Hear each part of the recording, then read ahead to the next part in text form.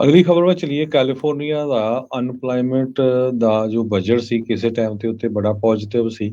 $20 billion ਦਾ ਅਨਪਲਾਇਮੈਂਟ ਦਾ fraud ਵੀ ਹੋਇਆ pandemic ਦੇ ਦੌਰਾਨ। ਹੁਣ ਇਹ ਪਤਾ ਚੱਲਿਆ ਆ ਵੀ ਅਨਪਲਾਇਮੈਂਟ ਇੰਸ਼ੋਰੈਂਸ ਜੋ ਕੈਲੀਫੋਰਨੀਆ ਦੀ ਡਿਪਾਰਟਮੈਂਟ ਆ, ਉਹਨਾਂ ਦਾ $20 ਬਿਲੀਅਨ ਉਹ ਘਾਟੇ ਦੇ ਵਿੱਚ ਹੈਗੇ ਆ ਤੇ ਲੋਕ ਧੜਾ ਧੜ ਲੇ ਆਫ ਹੋ ਰਹੇ ਹੈਗੇ ਆ। ਸੋ ਇਸ ਕਰਜ਼ੇ ਦਾ ਕੈਲੀਫੋਰਨੀਆ ਦੇ ਉੱਤੇ ਬਹੁਤ ਬੁਰਾ ਅਸਰ ਆਉਣ ਵਾਲੇ ਸਮੇਂ 'ਚ ਪਊਗਾ, ਕਿਉਂਕਿ ਇਹਦਾ ਜਿਹੜਾ ਹੁਣ ਕਰਜ਼ਾ ਹੈ ਇਹਨਾਂ ਨੇ ਫੈਡਰਲ ਗਵਰਨਮੈਂਟ ਤੋਂ ਲਿਆ ਹੈ ਤੇ ਉਸ ਦਾ ਜਿਹੜਾ ਇੰਟਰਸਟ ਆ ਆਉਣ ਵਾਲੇ ਸਾਲਾਂ 'ਚ ਦੇਣਾ ਪਊਗਾ। ਸਦਰਨ ਕੈਲੀਫੋਰਨੀਆ ਦੇ ਡੈਮੋਕ੍ਰੇਟ ਸੈਨੇਟਰ ਟੋਨੀ ਪੋਰਟੈਨੀਓ ਤੇ ਅਸੈਂਬਲੀ ਮੈਂਬਰ ਕ੍ਰਿਸ ਹੋਲਡਨ, ਇਹਨਾਂ ਨੇ ਇੱਕ ਜੋ ਬਿੱਲ ਕੋ-ਆਥਰ ਕੀਤਾ ਹੈ, ਜਿਹਦੇ ਵਿੱਚ ਉਹਨਾਂ ਨੇ ਇਹ ਕਿਹਾ ਹੈ ਵੀ ਗਵਰਨਰ ਗੈਬਨ ਨਿਊਸਮ ਨੇ ਐਡੀ ਜ਼ਿਆਦਾ ਜਿਹੜਾ ਕਰਜ਼ਾ ਸਾਈਜ਼ ਆਫ ਡੈਪ ਹੈਗਾ ਆ, ਇਹ ਬਹੁਤ ਹੀ ਖਤਰਨਾਕ ਹੈਗਾ। ਇਸ ਨੂੰ ਜਿਹੜਾ ਆ ਸਾਨੂੰ ਘਟਾਉਣਾ ਚਾਹੀਦਾ ਹੈਗਾ। ਹੁਣ ਇਹ ਜਿਹੜੇ ਡੈਮੋਕ੍ਰੇਟ ਆ ਉਹੀ ਕਹਿ ਰਹੇ ਹੈਗੇ ਆ। ਤੇ ਯੂਆਈ ਅਨਪਲਾਇਮੈਂਟ ਟਰਸਟ ਫੰਡ ਦੇ ਵਿੱਚ ਜੋ ਘਾਟਾ ਆ, ਇਹ ਬਹੁਤ ਹੀ ਜਲਦੀ ਇਹਦੇ ਤੇ ਕੰਮ ਕਰਨਾ ਪਊਗਾ। ਕਹਿੰਦੇ ਇਟ ਐਡਸ ਅਰਜੈਂਸੀ ਤੇ ਇਹ ਪਰ ਪਿਛਲੇ ਸਾਲ ਕੁਛ ਇਦਾਂ ਦੀ ਗੱਲ ਹੈ ਨਹੀਂ ਸੀ। ਸੋ ਗਵਰਨਰ ਨੇ ਪਿਛਲੇ ਸਾਲ ਬਜਟ ਜਿਹੜਾ ਸੀ ਉਹ ਸਰਪਲਸ ਸੀ। ਇਸ ਵਾਰੀ ਜਿਹੜਾ ਬਜਟ ਆ ਉਹ ਆਲਰੇਡੀ ਘਾਟੇ ਦੇ ਵਿੱਚ ਹੈਗਾ ਆ।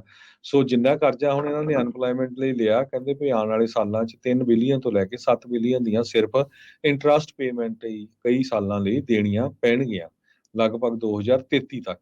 ਸੋ ਇਹ ਉੱਦਾਂ ਦੀ ਸਿਚੁਏਸ਼ਨ ਬਣਦੀ ਜਾ ਰਹੀ ਆ। ਕਹਿੰਦੇ ਵੀ ਜਿਸ ਟਾਈਮ ਦੇ ਉੱਤੇ ਗ੍ਰੇਟ ਰਿਸੈਸ਼ਨ ਆਇਆ ਸੀ, ਉਸ ਟਾਈਮ ਦੇ ਉੱਤੇ ਜਿਹੜੀ ਸਟੇਟ ਆ, ਇਹਨਾਂ ਨੇ $1.4 ਬਿਲੀਅਨ ਜਿਹੜਾ ਕਰਜ਼ਾ ਲਿਆ ਸੀ 2011 ਚ, ਤੇ ਫਿਰ 2018 ਤੱਕ ਉਹਨਾਂ ਦੀਆਂ ਪੇਮੈਂਟਾਂ ਦੇ ਕੇ ਜਿਹੜਾ ਆ ਉਹ ਖਤਮ ਹੋਇਆ ਸੀ।